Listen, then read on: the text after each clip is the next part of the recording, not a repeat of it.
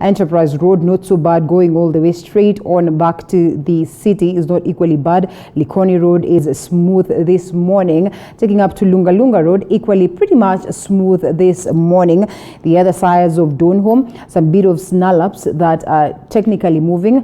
Embakasi, yes, there's some bit of snarl-up, actually heavy traffic for that matter, that doesn't seem to be holding people much because it looks like it is a smooth a bit, or it's moving a bit. And this side of Sycophancy coming all the way to town, that is technically Mombasa Road, also not so good or not looking good this morning. All the way to Mlolongo up there, not so bad. So I think traffic on Mombasa Road starts from this point of Sycophancy coming in to town and taking us back.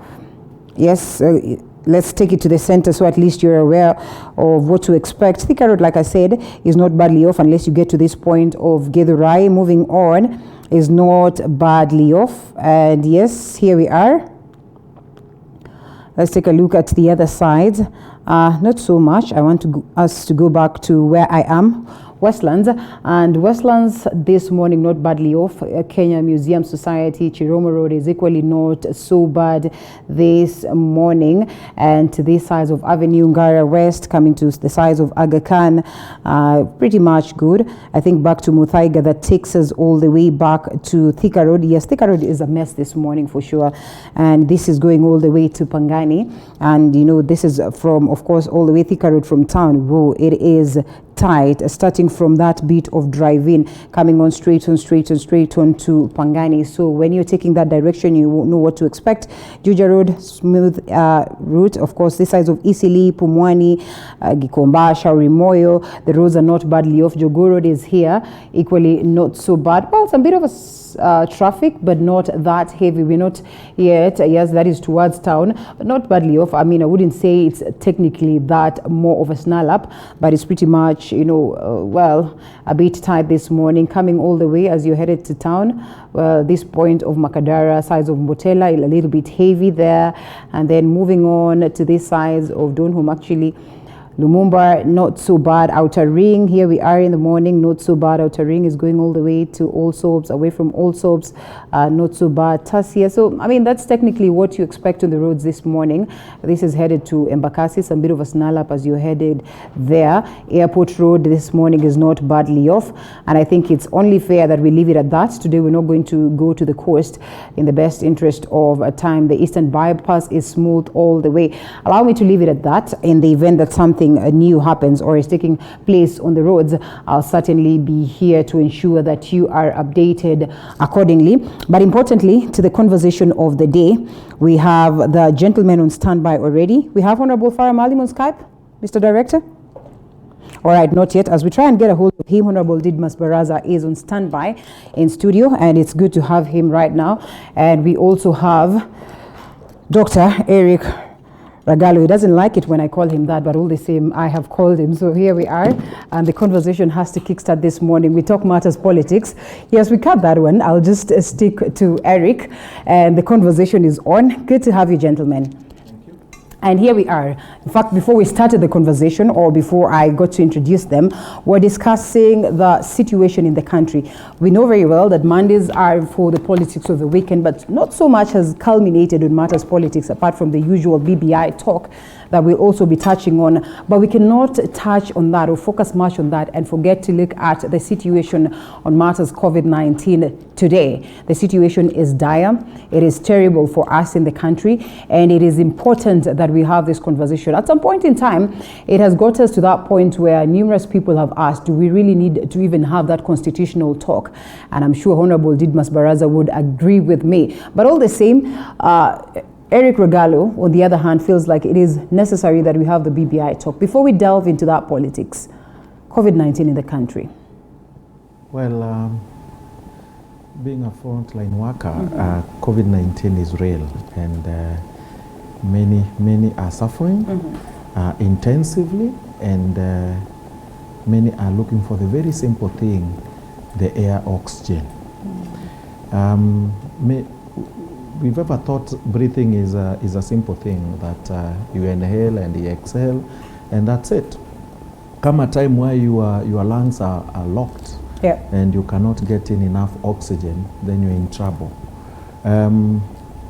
As per now, we have many hospitals full capacity and cannot take any more. Yeah. And I'm wondering what's happening in the homes. And if you get a bed, it's going to be very expensive. I have somebody I know quite close that has a bill of 950,000 to pay. Wow. Just because of COVID. And this is a young man of around 32. He has a bill of 950 to pay. Well, he's home already. And many other people who are doing millions now. And the air is toxic. Well, we knew it was coming. In January, we knew it is with us. Up to today, we knew it was going to reach here. What did the government do? However much we are told that we were prepared, I would still say we were ill prepared. Okay. Ill prepared in the sense that at this particular moment in time, you should not have health workers saying they're not getting enough PPEs. You should not get health workers saying they're not getting enough protection from the government, emergency protection on their own. Didmus will agree with me that teachers have cover. The teachers have both NHIF and Aeonminet, if I don't forget. Policemen have covers, or policewomen or police in general have covers. Armed forces have their own hospital, which take care of them. And the other cadre that is very important is the same person who takes care of you. Yeah. He doesn't have any cover. All right. Right now, it looks like doctors are very important. And we are forgetting we also have nurses, clinical officers, pharmacy, and everyone there.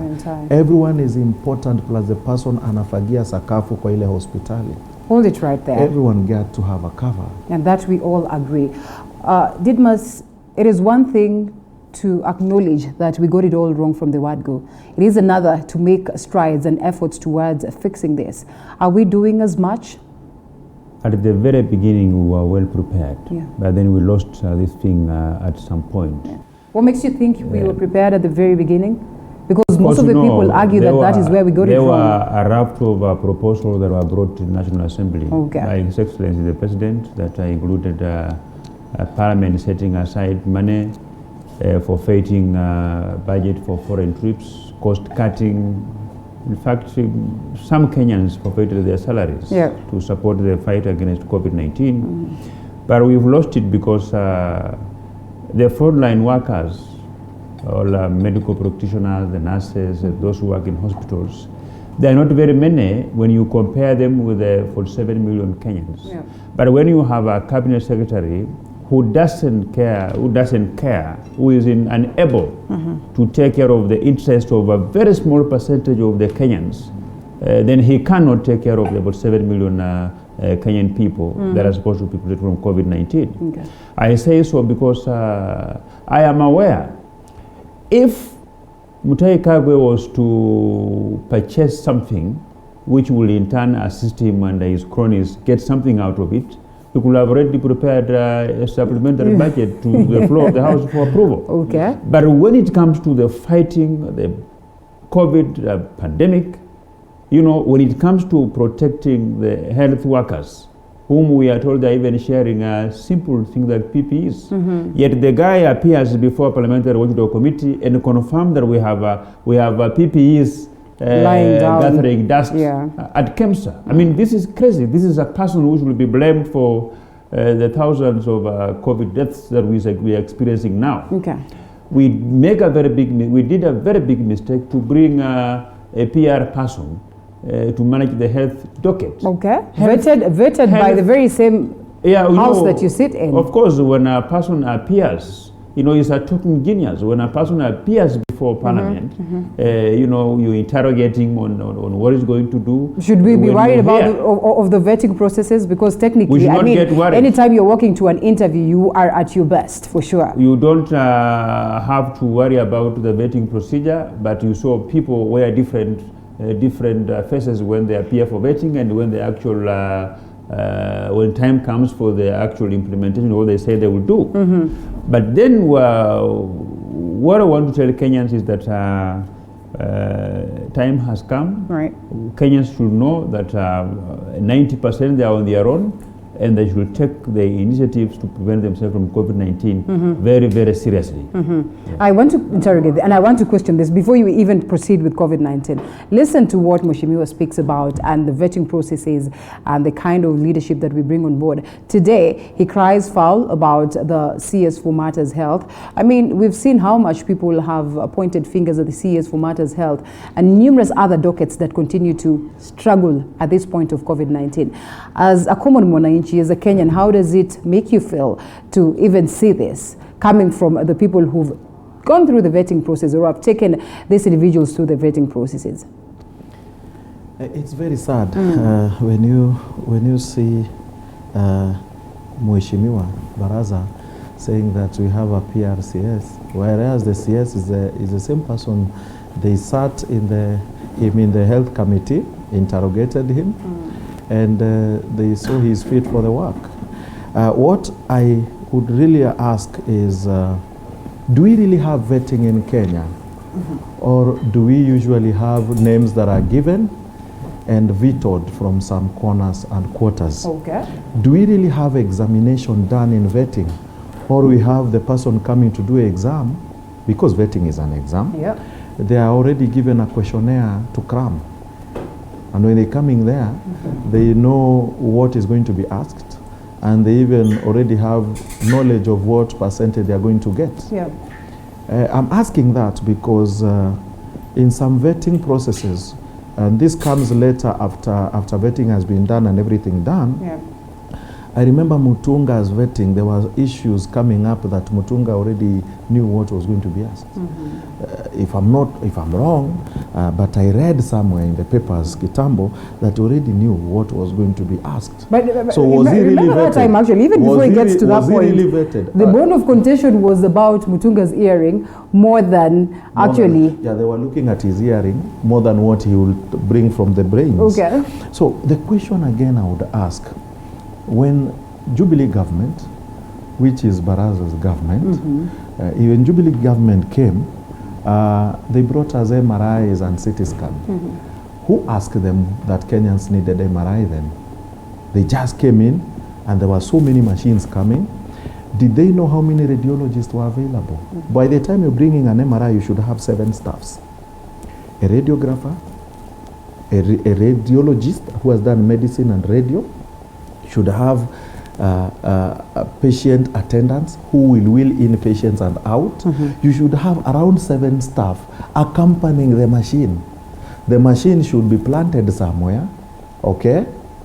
Okay? Yes. And then all these 7 staff should have a place to live and stay. When that radio, whatever machines came, the governors were ill prepared. Some of them even refused to pick these things. You see how our country works. Then here, machines went to wherever they are. Are they being used today? Yes or no? God knows where they are. Before you continue now, with that, when I ask that, and COVID came, what tells you we were prepared for this COVID? For you to know we were ill prepared, the PPEs that some people are talking about are not really good. Our PPEs, when you wear, you start sweating immediately. Okay. Some of them were made, I don't know where. The first PPEs which came, they were very okay. I've worn them. The second wave PPE were very bad. And they were unwearable. And we complained. And that is why when I hear there are PPEs lying in KEMSA, I really want to know, are the PPEs that we were of standard, or are the PPEs that were substandard? Because if they are lying there, and the health committee will walk in KEMSA, and they will be shown PPEs meja pale, and they will be shown Diohizi. Where were the standard KBS, Kenya Bureau of Standard, that took standard of that PPE? What criteria did they use? Before it even gets to the PPEs, and one of my ask question. Yeah. How are our hand sanitizers? And the masks. Somebody sent a message this morning and asked, wearing masks is okay. But the question is, do we really have the right masks that we can confidently say that they can prevent us from the virus? The answer is certainly no. They concluded it that way, and they said we must be realistic. Just talking the talk is not really important. Let's allow Mheshimiwa come in briefly, and then we come back to you, because you raised a very pertinent question that I believe he also raised at some point. And you speak of, the medics being being less, or so to speak. We're talking about one medic, with a ratio of 10,000, that is patients for that matter. That's technically unrealistic to even imagine. Standards. Yes. Mheshimiwa, when we talk of a PRCS and the discrepancies that we witness in the health docket today, knowing very well that even during the budget, so much is channeled towards that. I mean, is there no way that the government can come in its own special way to address this if it's evident that we are at that verge of losing it and the CS is probably not doing so much so as expected? All the efforts of government towards securing the healthy status of Kenyans in this pandemic are directed by the CS. That is, so to speak. And it's more worrying because 87% of the masks that you see Kenyans wearing, they have gotten them from a hawker, who may have gotten them from a certain tailor, made from materials which have not been approved. Okay. And I don't think if they will be approved, but it's just a piece of cloth that is unable to prevent them from getting the virus. And also responsibilities to ensure that they have the right masks is the Minister for Health. Yeah. That is where all the health policies are designed and implemented, so to say.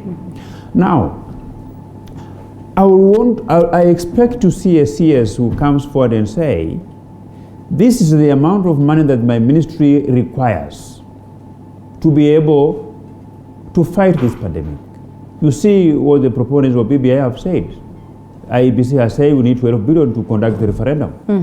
Raila Odinga has said we need 2 billion.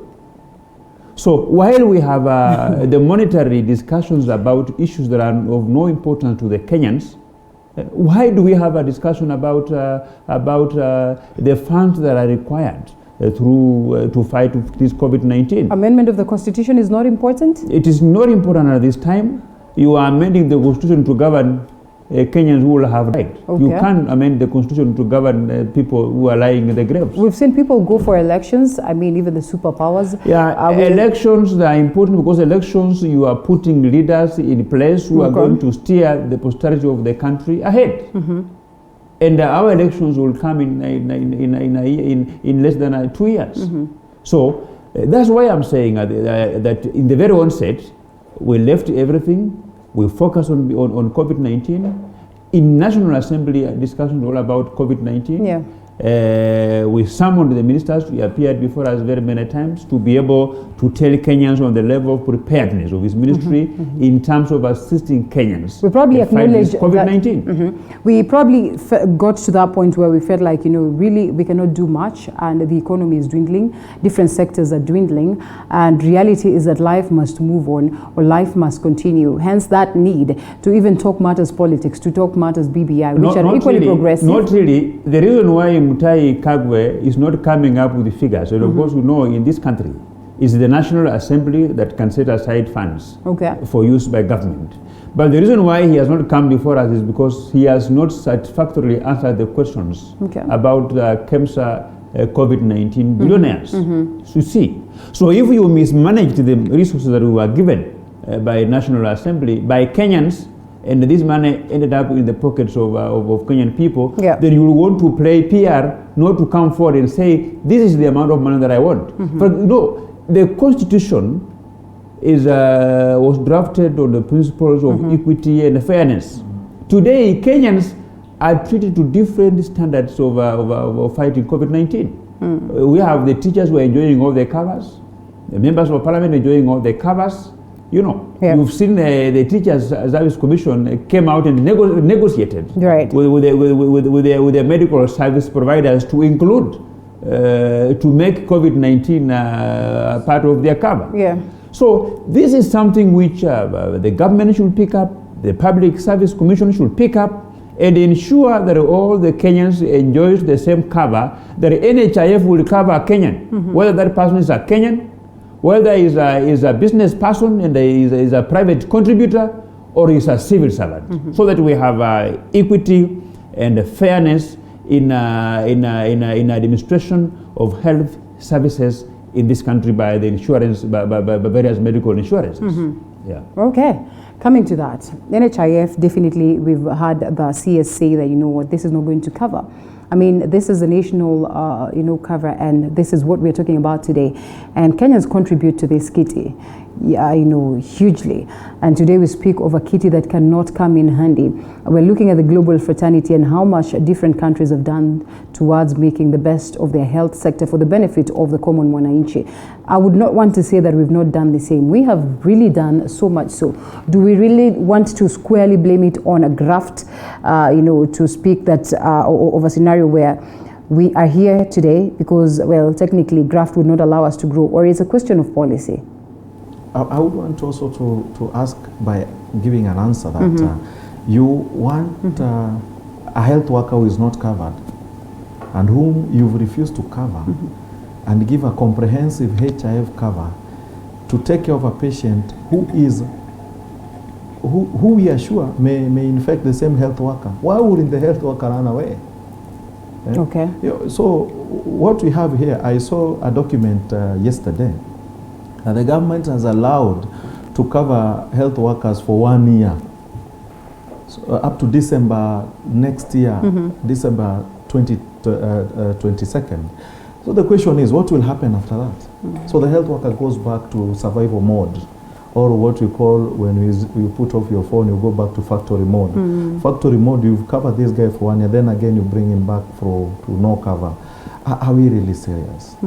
Are health workers not people who went to school? Somebody goes through school for many, many years. By the time someone is becoming a consultant, that is around 15 years of study. Wewe ulimaliza kwa miaka 4, miaka 11 umekuwa ukitafuta pesa. That guy has been in books. So he comes back to work after 15 years, then he is surviving. Jackie Njoroge finished in 2015. I met her in 2014 in KNH. In 2015, she just barely worked for 5 years. She's dead. Right. Okay. And has she given anything to her kids? No. Ameenda bila hata kununua mkate enough for the babies. She's gone. Just because we didn't give her comprehensive cover. We had to run around with Jackie all over here. And she had to die. Very poor Kenyan who was very learned, who was assisting people in Thika. The same people he assisted, the people who infected her, and now she's dead. You see the system, how it's going. And here you find the cream of Kenya, and I'm sorry, Mheshimiwa is here. He has a 10 million cover. 10M. I have 0 cover. Where I'm seated here right now, if I get sick, I have 0 cover. My friend, he has 10 million cover. Do you know what 10 million can do to him? It is life. It is beauty of life. That is what we need. I only asking for 1.2 million cover, or even 1 million cover. Or can I get a comprehensive NHIF? That's why, and my NHIF nakato pesa mingi sana, because they actually also cut due to your, according to your salary scale. Yes. So me yangu nakato pesa mingi sana. Hold it right there. Sina your cover. Mheshimiwa, you have the right to reply. One question. One thing again. Mheshimiwa, why do you guys need a helicopter? Hold it, to be taken to the... And the physics say, Mheshimiwa, when you go below water, there is negative pressure. So you can't breathe well when you go below water. When you go too high, it's equally the same pressure. So it will be worse. You will even die faster. Okay, hold it right there. What you need is, Mheshimiwa, the guy who said that he should assist the health facility home to get oxygen. Hold it right there, Ragalo. And I mean, Mheshimiwa has a right to, react or respond to that, but not before we incorporate or before we bring on board Honorable Farah Maalim, who's joining us via Skype all the way from Garissa. I don't want to believe.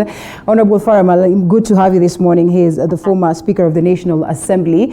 And here we are, we're talking matters COVID-19. I know we've talked about this, but we still talk about it because the situation is getting dire by the day. I mean, you probably have had a bit of the conversation. What would you make of the trajectory that we're taking, which is probably negative? I mean, which is obviously negative. To begin with, thank you very much. I'm actually in Nairobi, not in Garissa. All right. But having said that, Good. I fully concur with the doctor, the last speaker. I want to presume that is the medical doctor. That we need to take a lot more care of our patients. They are our and it's just fair, only fair. We take such good care of them. I'm not getting you well. First of all, can we have that one fixed, Mr. Director? It's not very clear on this side. Yeah, can you get me now? No, fair enough. Fair enough. Yeah. What I'm saying is that our health workers are our first line of defense. And it's only fair that we give them the biggest protection. We really take care of them in terms of the PPEs, in terms of the kind of insurances that we have to put them on, in terms of the need for us also to go full total trying to find a vaccine. You know, the presumption that this can only be found in other places is also, in my own opinion, a very important. Kembe can do a lot of work. But then, having said that, I also know that there's a lot of hanky business wherever resources are involved in this country. It's not just limited to the health sector. Every sector, as there is money in there, you have to make sure that that money does not end up in the wrong hands. So, but then, gentlemen, are you able to hear Honorable Farah? Yes. Okay. Are you hearing me? We're straining a bit. I don't know why. It's not very clear. There's a bit of hiccup. I don't know either why it's because like right now it's pretty much okay. Let's see what I'm actually saying is that by and large there has been a lot of efforts on the part of the ministry and on the part of all the stakeholders that are involved in putting in the tests, in keeping us, trying to put us on top of matters as much as we have done so far. You have to understand this is a third world country. It's not like a country that has unlimited resources like the US or any other countries. But all said and done, I think we're not doing that way off. We are trying very hard. This is a disease that's more to do with compliance of the public itself, more of public health, but more telling people how they should conduct themselves. So I think that's been done very well. We've done better than some first world countries like the Americans. I always think Taye Kagwe and the health workers and his cast, you know, the people below him, everybody is working very hard. The president has been pretty much trying to be on top of things too, which can only commend. So in a sense, to keep ourselves, we can't always keep on telling whatever we do. I mean, when people... Honorable. Yes. Honorable Farah, I'm afraid we might have to fix that audio fast because it's not very clear. I can see Didmus straining at least to get a hold or grasp what it is that you're saying. But your chance to respond to what it is that Eric speaks of. And it is unfortunate that, you know, the blame will always squarely fall on your hands in as much as we have the CS of matter health. I would want to largely agree with with him, save for the part where he said that members of parliament were asking for a helicopter. One of them as far as I'm concerned, there have been never a bill or a motion on the floor of the House that we take a position on whether we should have a helicopter or not. That statement was made by one of our colleagues who is entitled to make. But you know that sometimes they start like that. Before we know it, we are in the House and the debate is on. The official position that there have been no motion or bill in the National Assembly requesting for a helicopter. And even if it comes, I don't think it will see light of the day. Okay. But I want to tell Farah Maalim that the ministry was doing very well until that time where they went into the dining room and they drank 4 million tea. Yes. That's the time that things began going haywire. Okay. And let me tell you, I want to, this is the time for Kenya to speak the truth. Okay, I'm not saying the ministry is sleeping, but you see, maybe they are engaged in efforts that don't score any marks. Okay. Today, what we need first is to have to kit our health workers. That is not negotiable. Our health workers must have proper personal equipment. But we've been talking about this for months. You know, if the health workers are not properly protecting themselves, they will not selflessly attend to Kenyans. You know, and I think if you look at the common tradition around the whole world, is that you know, when you work in a corporation, the services that those corporations are offering, as an employee, you get subsidized. You get the same services at subsidized cost. I believe if you work with the Kenya Brewery, there's a time where you will be given 3 or 4 beers to drink for free. Yeah. If you are a teacher teaching on the same school, you know, they can give you some subsidies in terms of flexibility in paying fees. Same to the military. They have their own absolutely. You have their own supermarkets. So I believe that we should come to a situation where a health officer should not pay for the services in the same facility that person works with.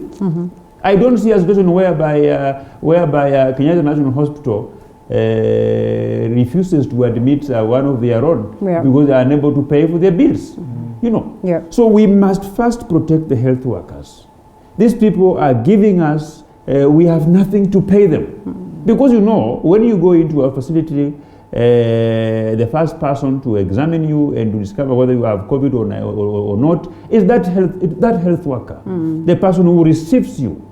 So, but if this person is worried about his or her own health because it's not properly kitted, then the services that Kenyans are going to get in turn are going to be shoddy, not because of the incompetency, but because of the fear, because these are also human beings.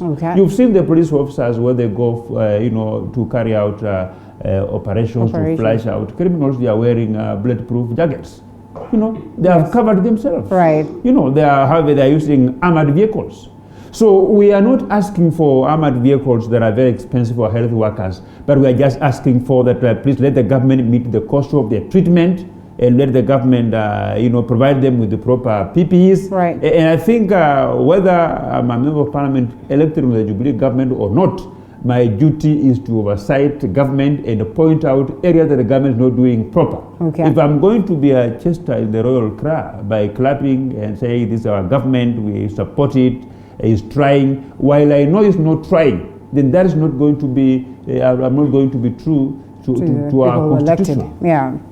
Okay, as we drop that one, because the gentlemen seem to, you know, speak in unison on this, but we have the aspect of the BBI that is here with us today, and the debate is on, first of all, of course, the biggest question then would be, how best can we handle COVID-19? How differently can we handle it? Certainly, we evade these cases that we are having today. But before we even get to that, or before we allow Farah Maalim to react on that, my question would be, we are talking of balancing life, economy, BBI. Life has to move on.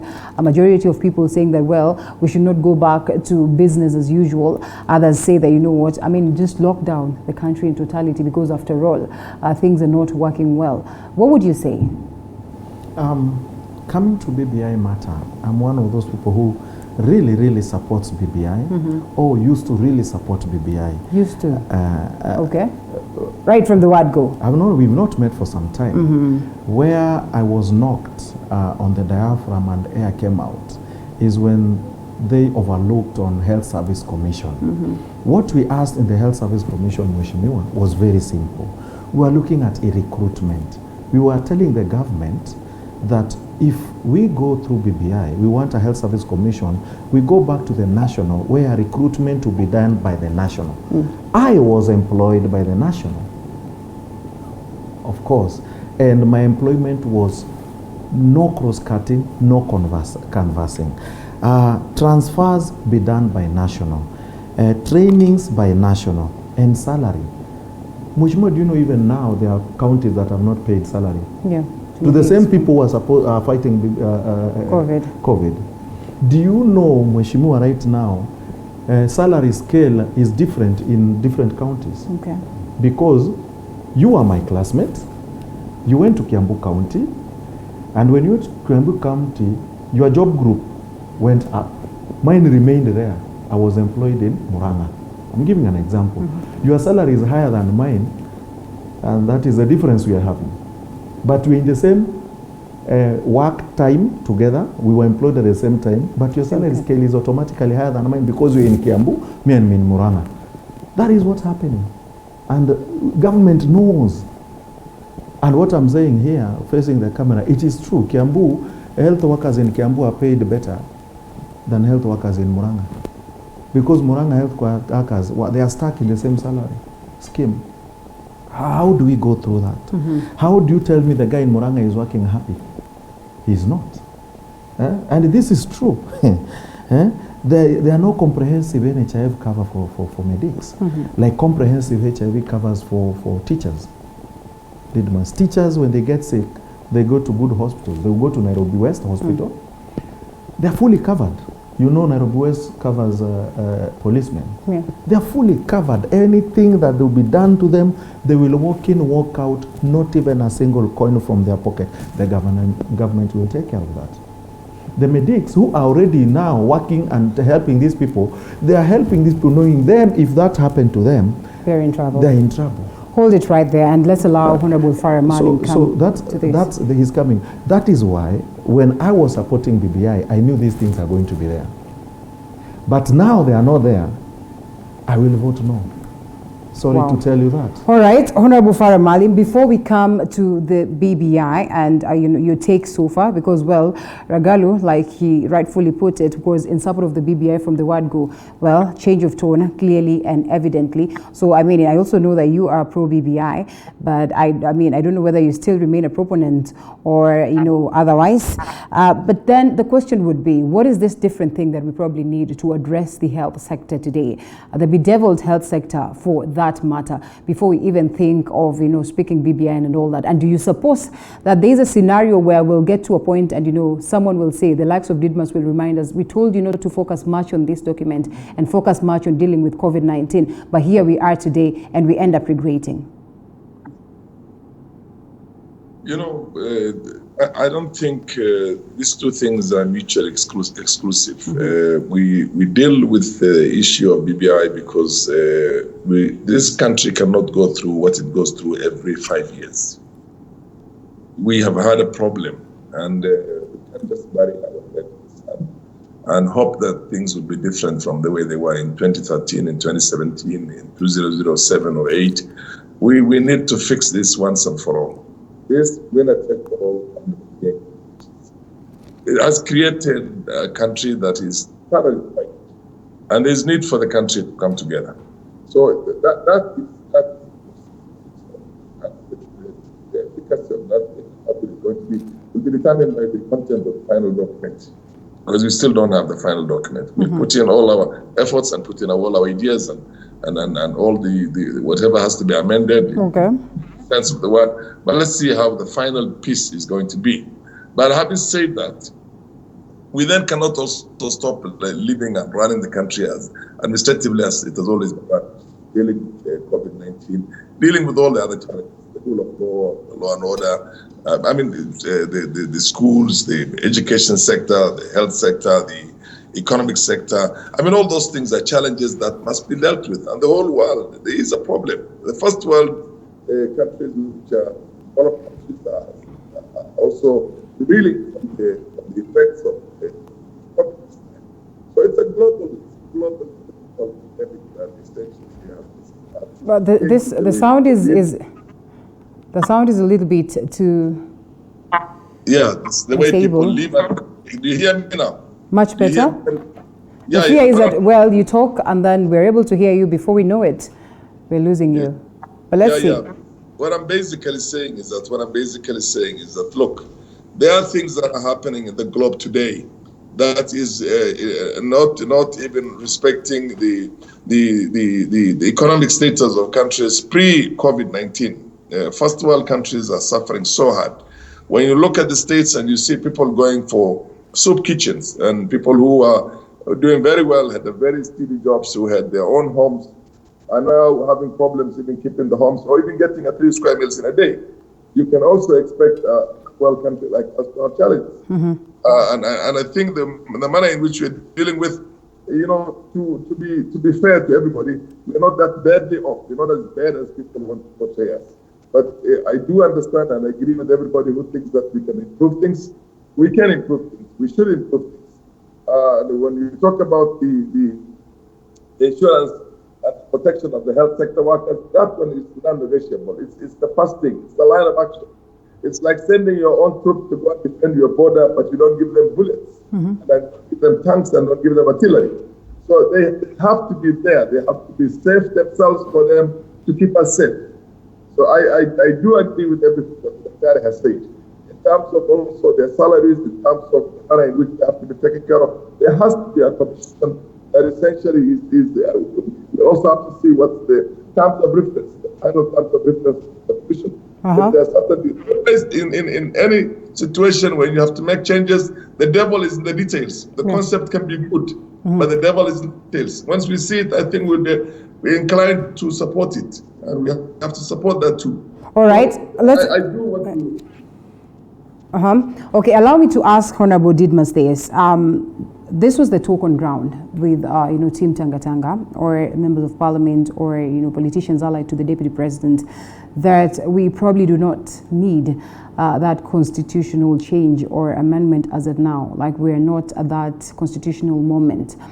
From what we witnessed at the Bomas is that there was change of tone based on what it is that the DP was presenting as proposals, and they said, you know what, some of these bits I do not agree with.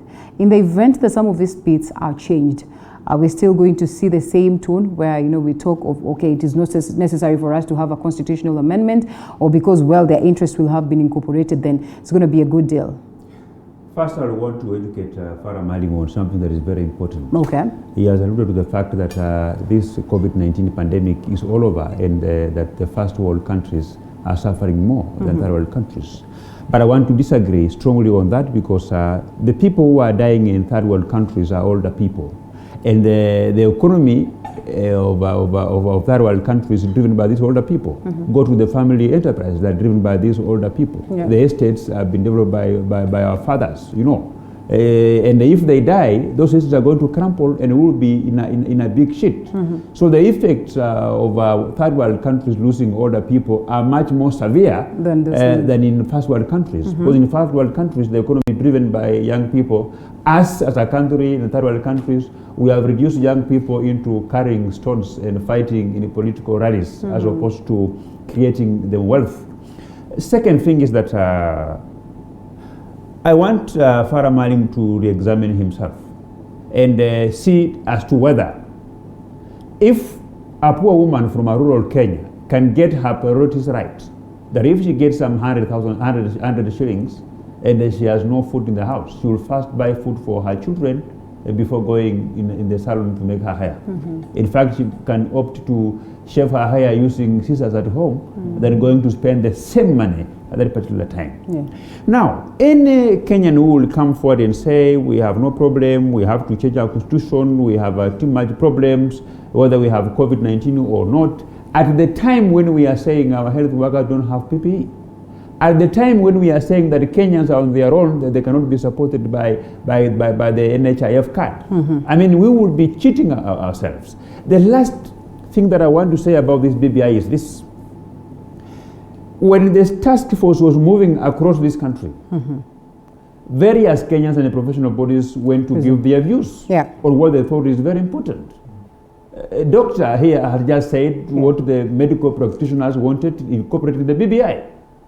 And you've seen the churches come forward and say, whatever we proposed was not part of what we are being told, either we support or we do not support. Okay. Everybody. Yes. So what we ought to have done is that we have various institutions of government that were created by the new constitution that are supposed to make our lives better than before. What we ought to have done is that you go to all those institutions, find out whether if they have failed to provide the service to the Kenyans, what is it that can be changed for them to continue serving Kenyans properly? Farah says that there is still room for that. So why are we criticizing the document, which is not... Farah Maalim, with all due respect, Farah Maalim is, in this country, those who support the BBI, either you are looking for employment in the government, either you are doing business in the government, or you are looking for some political favors. Anybody who is out to ensure that the interests of Kenyans are properly taken care of will not support BBI. And going by are you saying Farah is out in the cold? Yeah, absolutely going by what Junet Mohammed said, that there are cows who follow Baba. I dare even say that Farah Maalim is a cow that is just following the NASA principle without really understanding. He has a right to reply to that. Kenyans not before. At this particular point in time. Farah Maalim, we're coming to you, but not before we incorporate Daktari or we incorporate Eric. Now, Eric, true to it is that some of the proposals that you presented have not been captured, or any of them has not been captured. But I mean, let's be realistic for a moment. This is not possible. This is not practical. I mean, if we're talking of a scenario where every other person who presents their need, then it is incorporated in the document, then we'll be lying to ourselves. Don't you think so? Didmus has said it very well, that professional bodies that assist us in our livelihood, one, the teachers, the medics, many other professional bodies that assist us in our livelihood, they gave impartial document that not for them, but for everyone. We thought we'll go through this, we'll end up a point where some counties will be higher than others. I gave you an example of employment and the cadres of work. You find, and I gave you through Didmus, we were doing like it is him and me. And I told you there are people in Kiambu are doing better than Muranga. So what do you think happening in Muranga? That other person is disillusioned. We wanted a situation where we all go back to the same system. Now we'll all be put together in the same level and we'll be working harmoniously without issues. And I would want to tell you, when we got our government, we said one of the principles of making our life better was to educate ourselves, kutoa ujinga, na that was elimu, na health. Okay? Have we reached there? No, because even the simple thing of water by 2020, remember the Moi time, maji kwa kila boma by 2020. Even now there is no water in your own home. I'm not saying your own house. Your own home means the area around you. There is no water. People are still scavenging, walking for water. You want us to be healthy. How? Because those conditions that can only be prevented by washing our hands cannot be prevented. This is minyo. Cannot be prevented. So some of these things we have to look at. And why did I change my heart? I changed heart because I'm not following any politician. I was a proponent of BBI because I knew the health will come and everyone will be happy. Now I'm changing, not because I'm following anyone. It's because that health you removed and gave us a position of advisor. And now our function is, Barasa, if you are a governor of Trans Nzoia and you feel you want to ask Eric, do I take care of this? How do I take care of malaria in Kiminini? Then Eric will give you his thoughts and then you will go do it. That is the work I've been given as an advisor. Anything that I requested is not there. It is me to advise the governor. So the governor can decide either to take my advice or not, or even to come to me for advice, or even be advised by any other person. You understand? So what is that you give me? We're talking about a 204-page document that has incorporated so much. I mean, if all the views really were incorporated, we'll be talking of thousands and thousands of pages. Let me give you. Make it brief so we can come to Farah. I heard Farah saying that there is no last document. I tend to disagree and agree. Why? There was a first document. Yes. Then a second document. So if there is going to be a third document, then there is going to be a fourth, fifth, sixth, 10th document. We are not going to get another document. Why don't we work with what it is that we have as of now? We are not going to get another document. For us to get another document, we have to reconstitute that committee again. Which time iliisha. Give them another mandate. Sit them down, again call these, take all these documents that have been brought back to them. They sit again down and do what? And look at them. It will take us another year and 2 years. Which we will not have the proponents are not willing to wait. All right. So the honest thing is, let's be honest. So opposing this document, how then does it help the medics? Opposing this document, how then does it bring water to the people? Of course, I'll be coming to you to react to that. Honorable Farah Maalim, it is called out of government or out of office, so to speak. Out of the three that Didmus mentioned, where do you lie? Why do you support the BBI document? Let me tell you, let me tell my my young, I would say, son, Didmus. Didmus, I went to Parliament when I was younger than you. And at that age, a successful businessman, and I've been a businessman since then. I have never asked for government employment anytime. As a matter of fact, I went rejected to be nominated. Well, the sound is not so friendly for us today, this morning. Can we have that fixed, Mr. Director? And then we'll come back to the same. Opposing, Madam, yes. See, let me tell you, and this is one of the problems that have always been developed in this country. Okay. The fact that you hold a senior position than the other Kenyan, the fact that you went to politics earlier than the other person, it doesn't give you the monopoly of intelligence and knowledge. So we should learn to sober up and listen to every Kenyan. Even a Mamamboga can give you something that is more beneficial, which you can use it to build it. Okay. Because some of these people, they speak from the point of from the very same point that they want their life to be improved. Yeah. I mean, we must all agree that a raft of BBI proposals that are good for this country. Right. There are touches on the higher education loans board.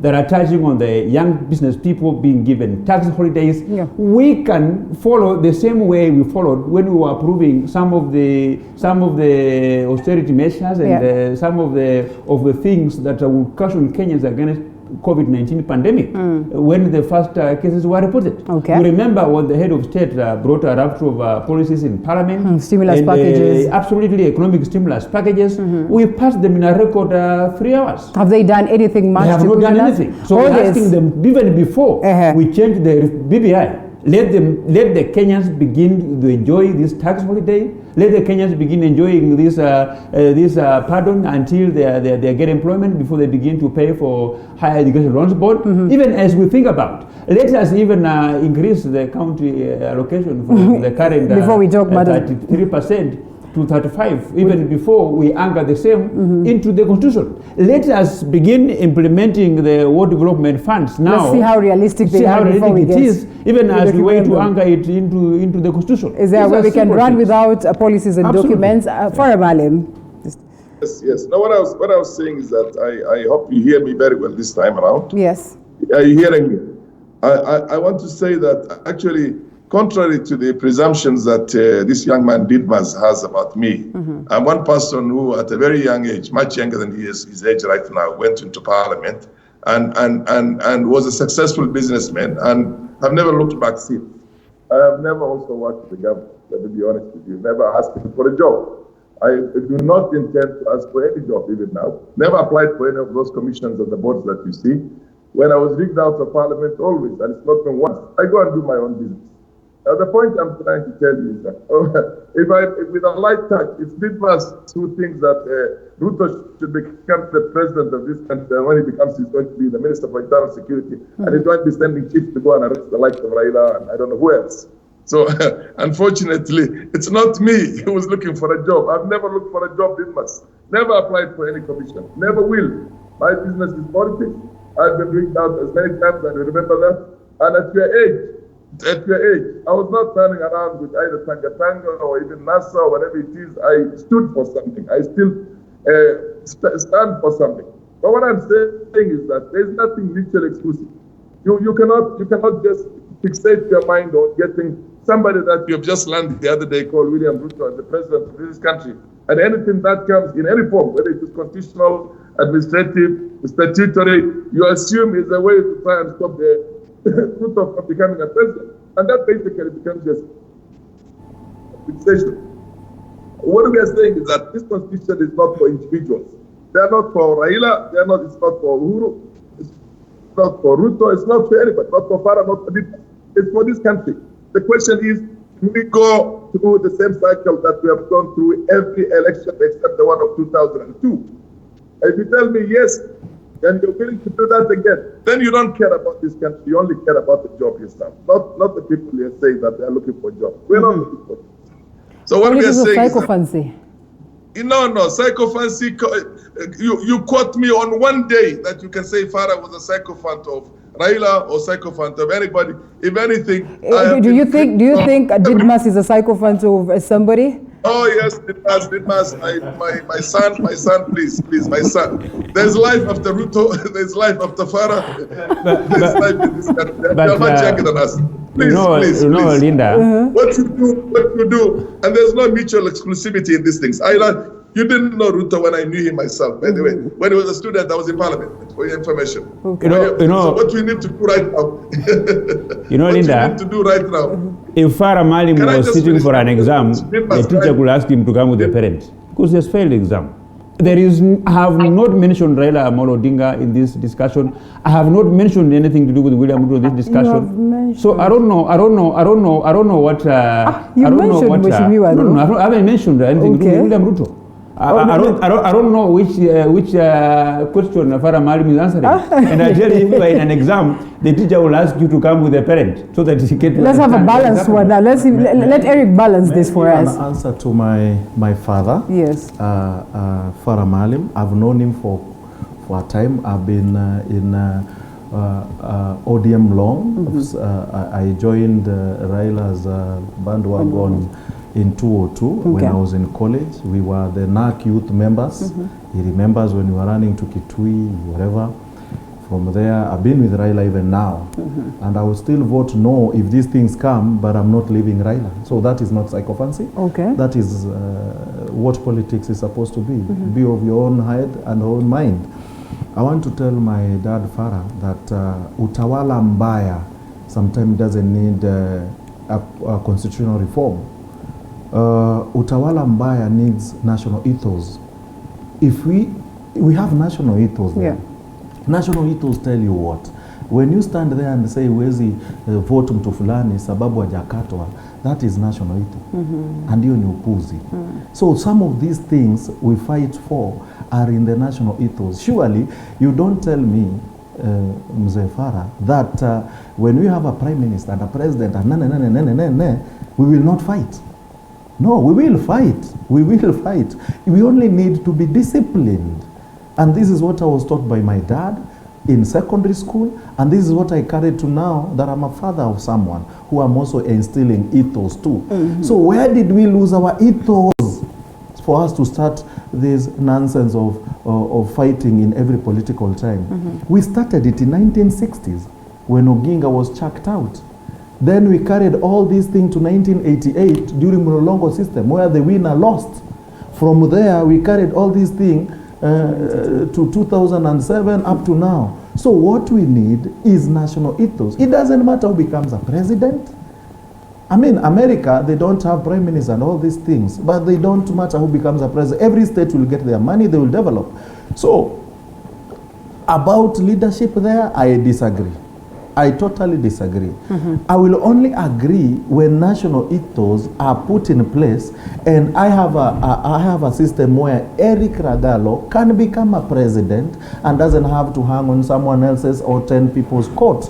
If we go through this, then we'll have a situation where we form a cocoon of 5 people, say we are campaigning together, and I'll make sure you become a prime minister, I'll make sure you become this and this. And that's what's going to happen. Yeah. Is that still healthy, really?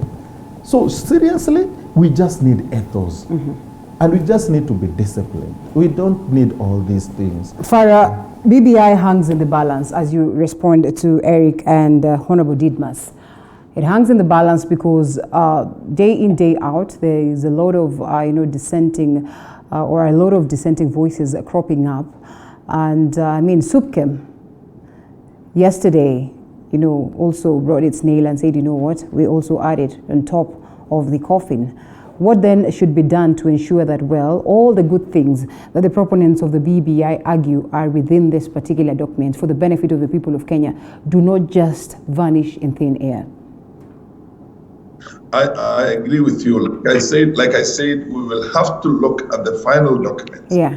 The final constitutional amendments, statutory amendments, which are legal and administrative regulations that are going to come out. That will determine. Before you have seen what you want to buy, then you decide whether you want to buy it or you want to reject it.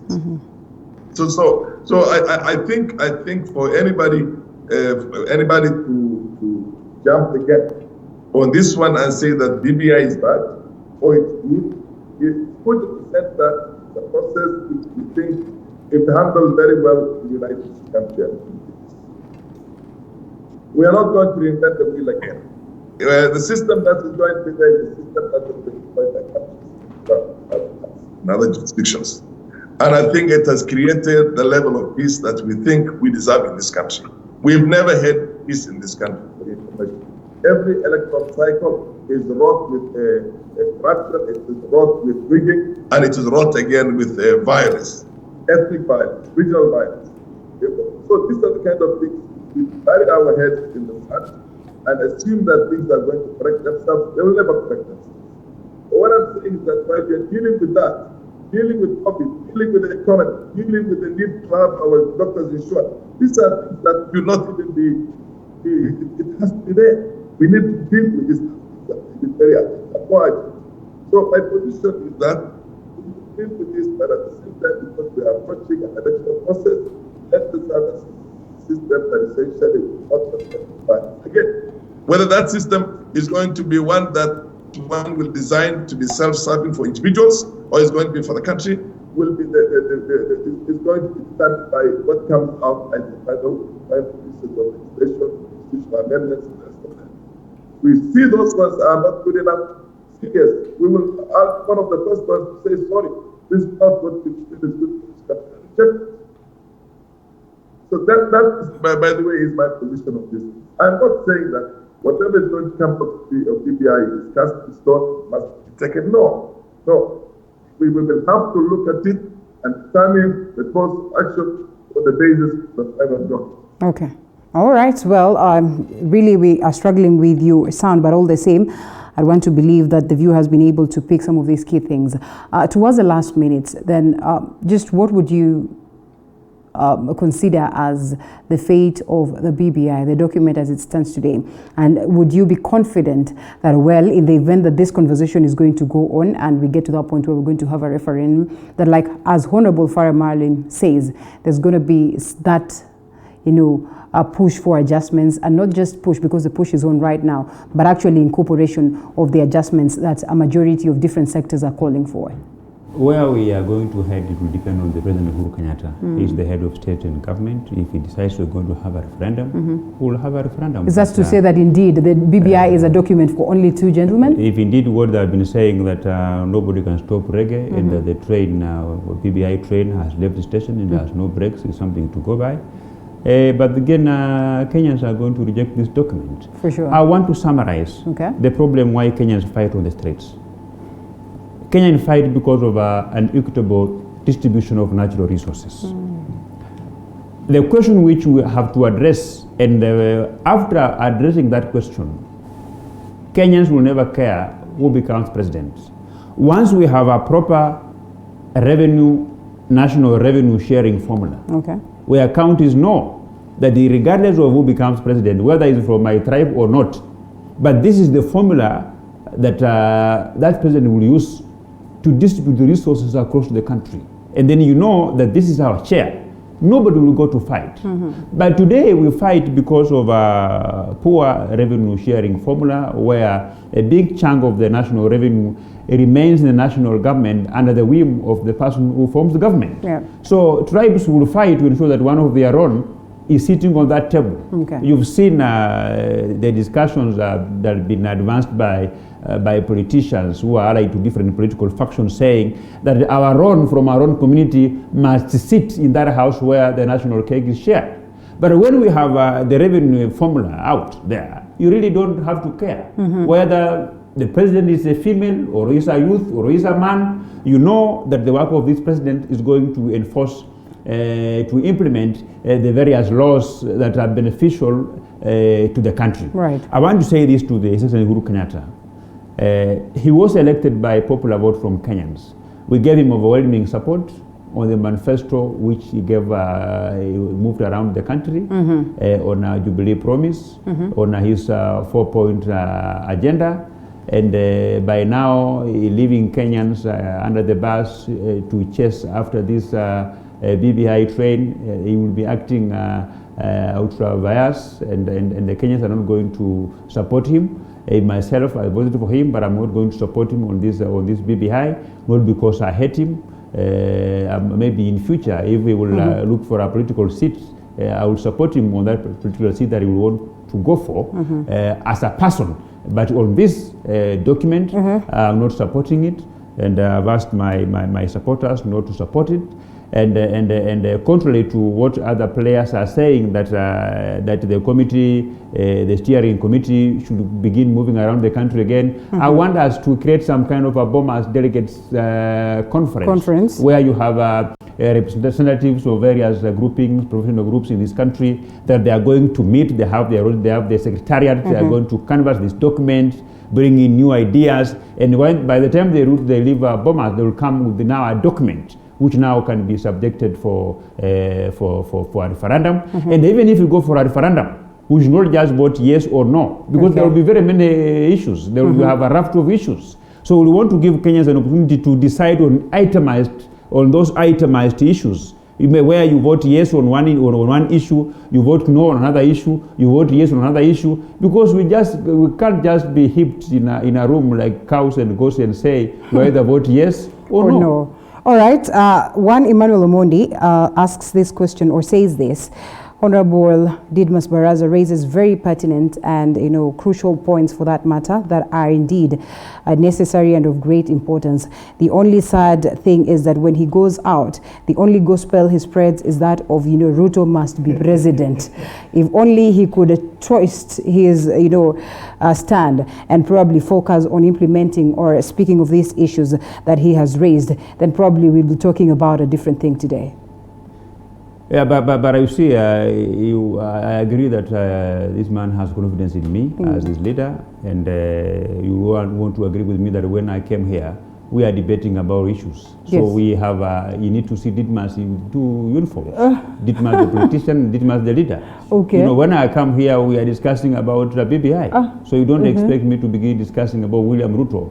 I will discuss about William Ruto maybe when we are out there, when the likes of Dr. Eric will be talking about Raila Odinga. Everybody, like they say in Swahili, kila mwamba ngoma uvutia kwao. Yeah. All right. And interestingly, one person who's very quick to type, Rose Navalajo says, and Didmus the carpenter, you've done well for us. Well, interesting. Very much. Eric. Thank you, Carpenter. I'm happy to hear. Unawajengea vitu. Anawajengea bwana. I don't know how strong those structures are. Didmus, I want to send you. I want, and I'm talking to, facing the camera so Kenyans are hearing. There is a Public Health Bill 2007.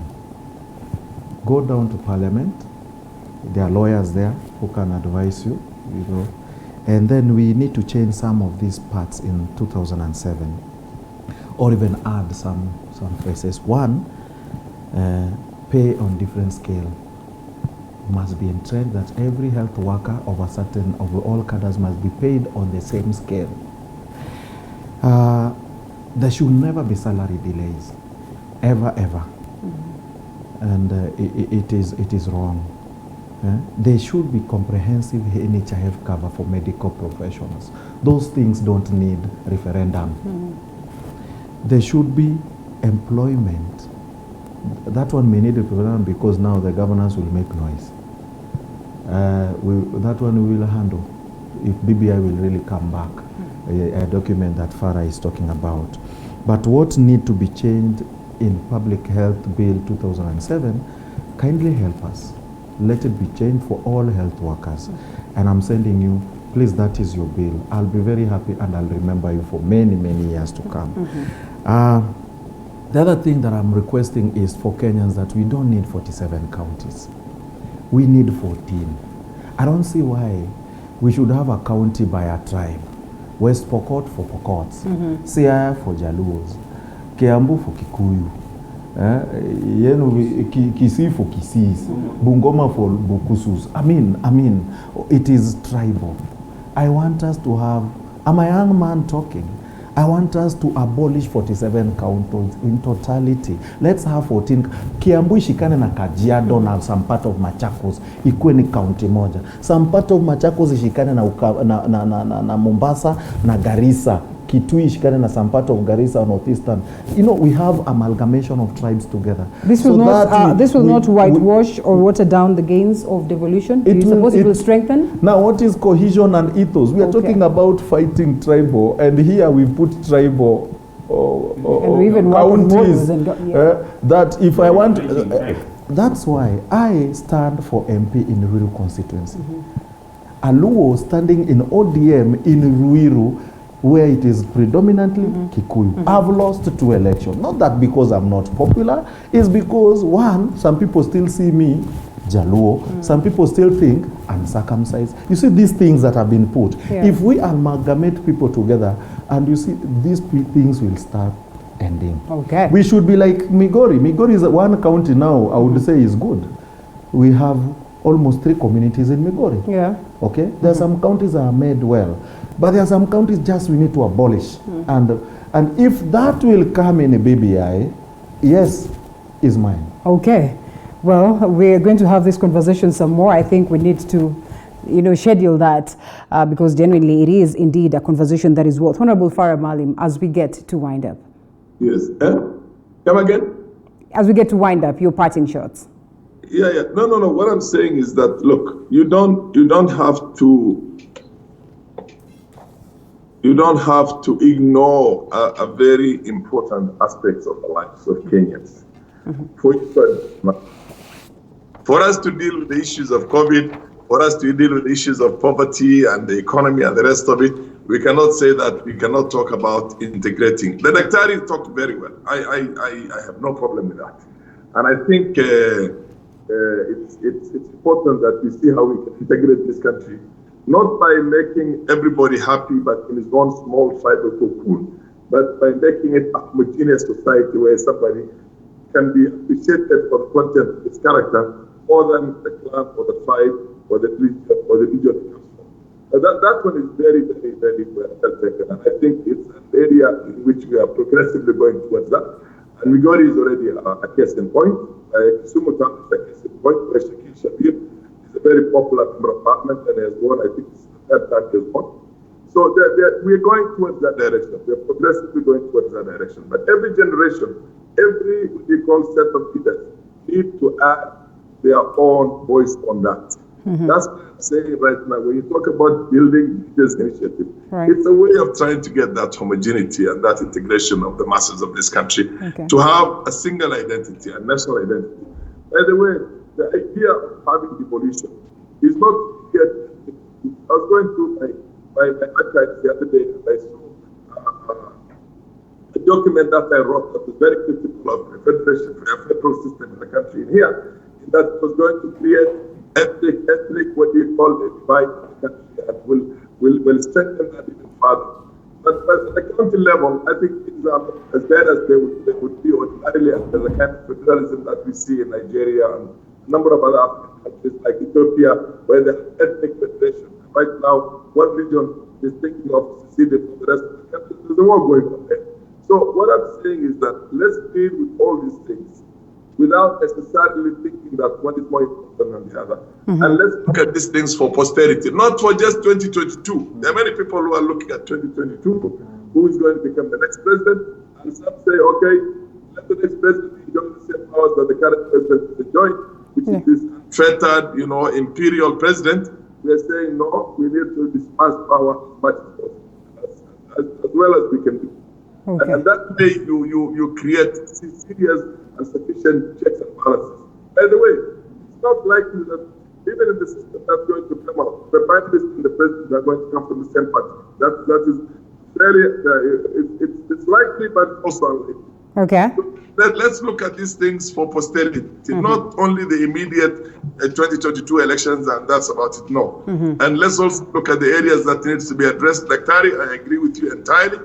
I come from a medical family. I have a wife who is a doctor. I have a son who is a consultant surgeon. I have a daughter who is a doctor. I have a sister. I have what you call nephews and nieces who are doctors. So I am actually there are more doctors in my family than people like me who have gone to law and other areas. So what I'm trying to say is that, look, let us look at this thing, not with a very narrow prism. Yeah. Let's look at this thing with a wider prism and look at it for posterity, yes. Okay, well, as I would put it, or rightfully say, Honorable Farah says that the end justifies the means. I think, gentlemen, you'll allow me to wind it up at that? And make some parting shots. 30 seconds. Yeah, the Kenyan problems are classified in 5 categories. Okay. We have problems to do with agriculture, a problem to do with that affects trade, those who engage in business, employment, healthcare, and administration of justice. Once all these 5 elements that I've just talked about are properly addressed, then Kenyans will be happy going forward. But looking at the contents of the BBI proposals, those are just hogwash. And if this country will go ahead and spend money on them, it will be a misguided missile on a wrong target. Kenyans will continue having their problem as it has been in the past. Okay, there you have it. Thank you so much. Honorable Farah Maalim, that is the former Deputy Speaker of the National Assembly, was joining us via Skype. And we have Eric Ragalo, who's seated right next to me. Zamedik, thank you so much for your time. And lastly, we have Honorable Didmus Barasa, Kimilili Member of Parliament. It was good having you this morning. That's where we get to have this conversation end.